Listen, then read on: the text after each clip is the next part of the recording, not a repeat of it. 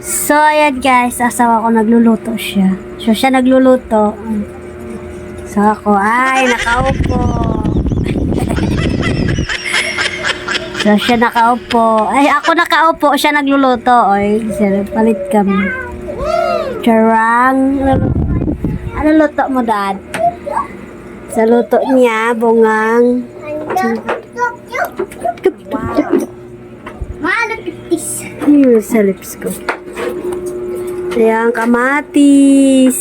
Hindi yan dahil ng kamatis dahil na ano yan. Ayan, nagluluto siya. Ayan, yung lips ko. Di siya iyang sa akin. Ano. Siya mo na magluluto.